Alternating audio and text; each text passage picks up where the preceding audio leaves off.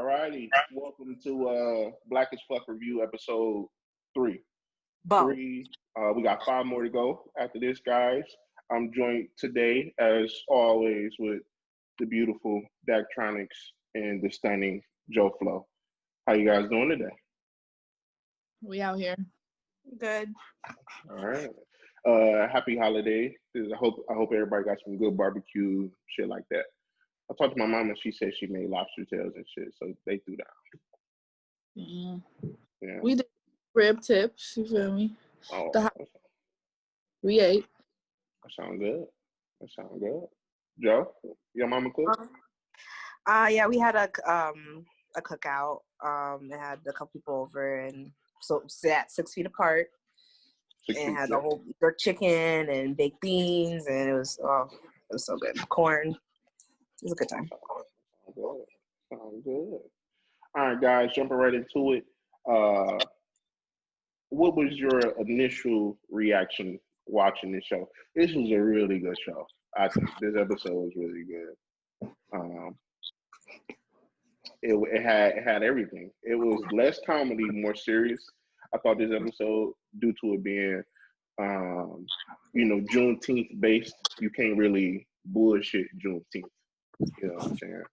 And then the ending was the ending with the finally everybody understanding the art. You know, they did have a little sprinkle of comedy with the boys being musty. You know what I'm saying? And that just took me back to when I was a musty little 4th grader. You know what I'm saying? My mom had to do the sit down with me and tell me, nobody will talk to you if you just keep this funky stuff up. So I really enjoyed the episode. Dakota, how did you feel about the episode? I'm glad that you advocated every week because it was, but I just delivery is corny. Like it was more serious. They had the Juneteenth. They had the difference in what they call it, the adultification. Yeah. Young Black girls compared to white girls, and then they had what were the other messages? Just those two, I guess, right? Yeah, and in a picture at the end, yeah. Well, yeah, that kind of team, but it was just like the delivery just didn't do it for me. With like the messages they was trying to send, it just was like it's still corny to me. I watched it and I enjoyed my time. I paid attention for 30 minutes, but I'm still not sold. I'm glad that this show is 30 minutes. I don't think that we'd be doing this if it was an hour. You know what I'm saying? Joe Flo? I was kind of half and half with it. Like, again, I agree with Dakota. It's a little corny at points, but I really appreciated the message that they had this episode. And I feel like this is the only episode so far where, because of slavery, like, I feel like that title fit. I'm not a female. What did you guys, with the adultification, is it called? How did that really resonate with you? Was it proper, or was it just like too much, or how did you feel about that? Joe? It started with the girl dancing, right, in the video? Right. And then it's the mother trying to find a way to communicate to her about it. Yeah. I think they did a pretty okay job at it, but again, I don't know. It's just the acting. It's really hard to like sympathize sometimes, but I think it's a very important topic, and I think that they did. Ouch! Sorry, my dog is biting me. And a good job at presenting this for people that didn't know about it. I didn't even know it was called adultification until this episode. I didn't know it had a term either.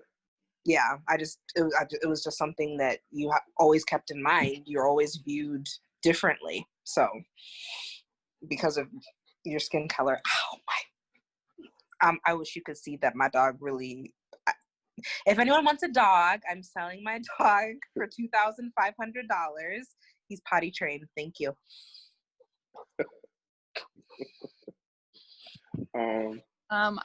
I thought that it was an important message, I guess. And like they went what's her name, Drea, right? She's film. Her little 2-minute history on it and define, like, I mean, that was really all you needed, I guess, to get across. And I think that you see that definitely more so in young Black girls. But I would say that this generation, like preteens, I think all young girls in general are experiencing that more so than when we were that age. And even more so parents were that age, because they have to media and the girls who are our age doing things that we do and they want to do that. But then you have the other sister whose name I don't remember. The older sister, I forget her name as well. Who's Zoe? Is Zoe in there? Zoe's the baby, right? There's the younger sister, right? So it's Drea, Zoe. Her name is Zoe. I think I remember that. But she's talking about, like, she can't express herself joyfully, and she's only doing it because her white friends are doing it type. And I mean, she had a point too, but yeah, I don't know. And also the way that it was handled in the episode. So yeah, like, I don't know. It was sprinkled in there, and I agree with the message, but again, delivery. Yeah, the mother's acting. I just don't like the way this woman parents. That's all I have to say. It's not authentic. That's all. Not at all. It's like, to what, 5% of people who can relate to that lifestyle. Yeah. Like, and even I have a white mother. Like, yeah. Like that for me. Yeah. So, and that's how I be trying to relate too, just from being mixed. But even still, it's different. So yeah. With the overall episode being dedicated to Juneteenth, is this something that we should celebrate it more today? Like, do you feel that people actually take out the time to understand what Juneteenth is and actually dedicate the day to it? Yeah, have you seen that in society, like in like your each year when Juneteenth come around? I honestly didn't even learn about Juneteenth till like high school. So this is not something that I've celebrated in my life. I'm sorry, y'all. It's something caught in my nose ring. I'm probably my nose. But I think, and I can't speak for everyone, but I would say through observation that a lot of Black people do not even know the full extent of their history. And this is because maybe our parents dropped the ball, and also we don't learn it in school at all. We learn white history, and we get a week of Black history during Black History Month. And so if you don't receive that information through your family or through yourself, like, then you really, there's so much. Like, we have a whole history of ourselves on ourselves. So I don't know. I think it's not something that I've ever celebrated. I think that it should be. You know, it's a celebration of our culture, so why not? But I think in general that a lot of people probably do not. Yep. You're muted. You're muted. Sorry, my dog was barking. I agree with everything Dakota said, and she said a lot of stuff I was gonna say, but I agree too, especially being African. I didn't learn in school, and my parents didn't celebrate that, so I didn't find out about that until college, and I felt immediately embarrassed that I didn't know about a really important day in African American history. And I was reminded about it again actually last year, because like I knew it existed, but I didn't even put two and two together. I didn't even know what month that was in for a second. And I got Becoming by Michelle Obama from one of my professors on Juneteenth, and she had this beautiful note about being Black in America and, you know, being able to shine despite society being against you and stuff like that. And it's just, I think it's such an important thing that we need to start. Maybe, I don't know if we need to get like a Twitter campaign or something to like just really get us all to like celebrate that, because that's a good time to come together, especially with everything that's going on lately. So could you speak to that, Jolene? What's going on? No, I don't have a comment. Okay. I know in Detroit, it's something that we really do celebrate, or at least the young professional crowd. At least ever since I've been in, like maybe a sophomore in high school, we've had a Juneteenth party somewhere downtown, and it went from going to the bar legally to celebrate to now I'm of age and I can actually go and do the whole, shebang. Um, but it's a very important day, and I'm glad that this show actually talked about the day. So, because a lot of people really don't know about the day. You know what I'm saying? But like you guys say, we got to do better at getting people to understand what the day is and what the day means, and that the day even exists outside of, it's a day to party. You know what I'm saying? So that was my big takeaway from it. And jump right into my favorite character of the episode. What's his right hand man's name? What's his? It's Woodside. It's something. It's something. The bum? I don't think he was a bum. He's not a bum? Oh, never mind. He's not a bum because he's in the writer room. He's in the writer's room too. The black guy that's in the writer's room. That's only okay, never mind. He's only there because that's his man. Yes. Yeah. He became my favorite character for this episode because it's so true. No matter how high you go, you still gonna bring your boys with you, or at least you're supposed to. You know what I'm saying? I already know so many people who've made it who hasn't brought their boys with them. Whether if it's like she said, Jay-Z with his guys from Marcy to Drake and 40 or whatever. You know what I'm saying? And hopefully whenever you guys make it to your big time positions, you can bring me along with you. You bring up, you about to be making the money. Nah, it's all y'all shit. The human body is an amazing place. What was your favorite character this episode, Daki? My favorite character. I'm gonna just go with the artist. What was his name? Knowledge Bennett. Because that was the favorite part of the episode. At the end, like that was the realest little monologue. Like that was a good cap off to the end of it. So I'll just say that he was my favorite, and he spoke about his painting. I don't know if that's real. I'm sure it's a real artist. Yeah. But he just spoke about it so well. So I'm gonna just go with him. I'm gonna look it up right quick. Joe, what was your favorite character in Knowledge Bennett? Jolene. And Knowledge Bennett, he's a real artist based in Los Angeles. Does a lot of abstract work. A lot of what? Abstract work. Oh, abstract. I'll send you a screenshot of some of his work. Pretty cool. Ooh, he got a painting for sale for $8,500. That's cheap. He's big time. What was your favorite character, Joe? I think my favorite character was, I hate her, but not the mom. I'll take it back. I'll say what's her name? The main girl. Is that Drea? Drea. Yeah. The main daughter.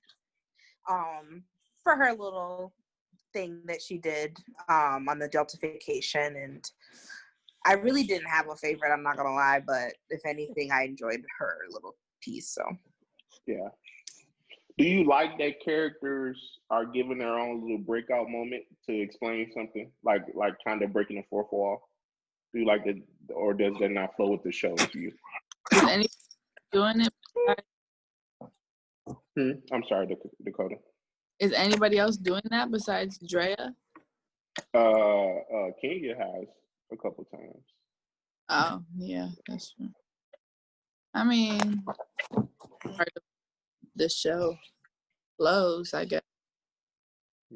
They don't really do like it. I don't love it, I guess. Right. That's it. We're 3 episodes in now. Outside of obviously the corniness that comes with it, what is your biggest critique at this kind of halfway point? besides the corniness. And stop making it Blackish. I want more separation. I understand that Kenya modeled Blackish after his wife. So there's difficulty there, but I'm not gonna be excited to watch season 2 if I know this is how it's going to be for the rest of the season. So yeah, I think you said it. I think you said everything that we all think right now. Mm-hmm. Honestly, let's just take the show and put it on steroids. You know what I'm saying? You got 3 years to do it. You're on Netflix. You're not on network TV. You don't necessarily, I'm sure you have somebody like a producer over you, but you don't know how to get anything approved. You know what I'm saying? You can say whatever you want to say. Just take the show and put this shit on steroids and just go all the way with it. Go all the way with it. Mm-hmm. And I guess to close it out,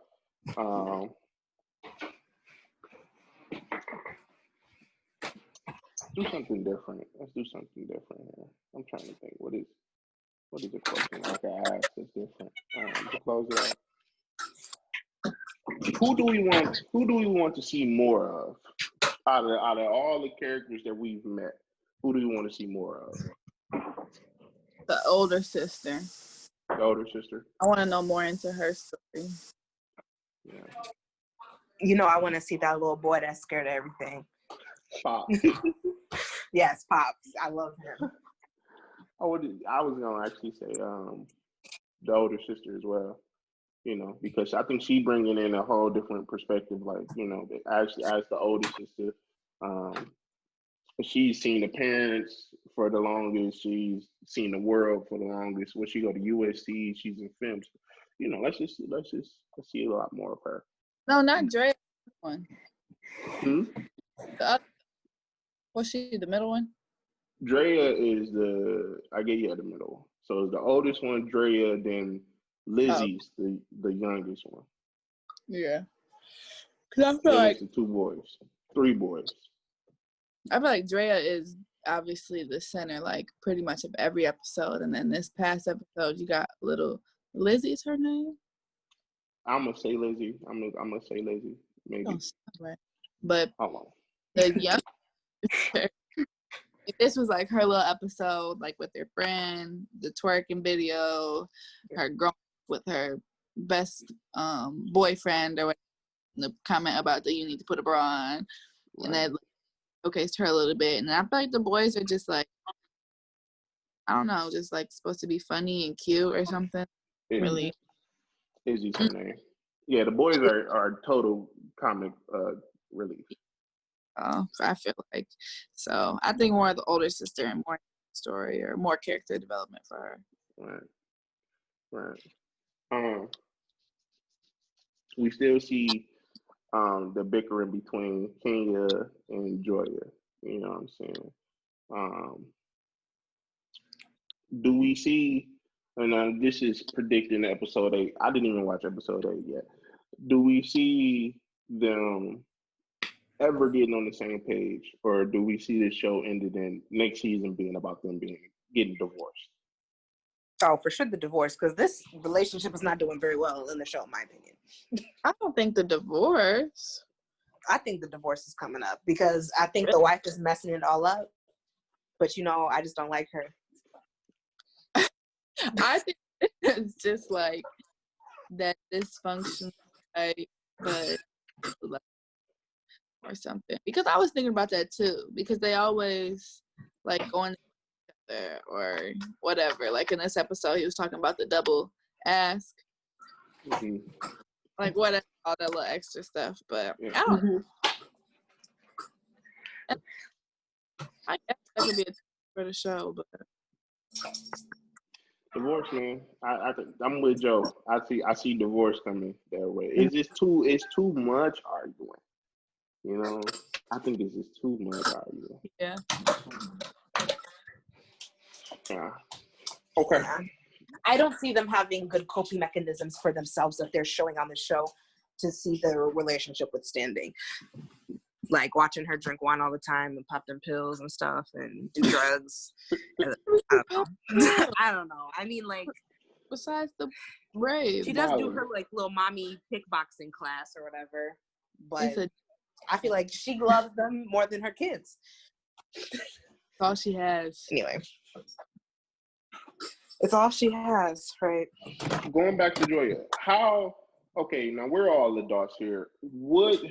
How far do you think she went too far in giving up her career for the family?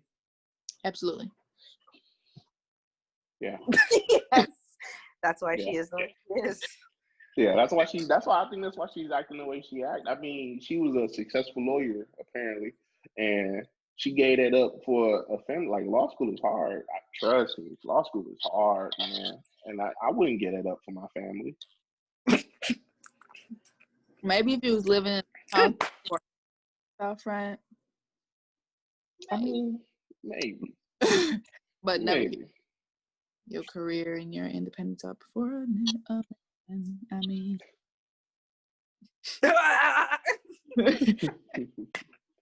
I mean, never for a female, because the streets own her. The streets own y'all. All right. Y'all I just think we're choose to wrapping come up home. here. I think we're wrapping up. So thank you so much, everyone, for tuning in this week. This was the next installment of the Irish Tiger. Wrong show. Wrong show. Wrong show. No, but as always, I appreciate you guys and donating your time here to talk about this show. Pretty good show. We got episode 3 done. 5 more to get to episode 8. All right, guys. All right. Speak to you guys next week, man. Love you guys. Be safe. Peace. See ya. Peace.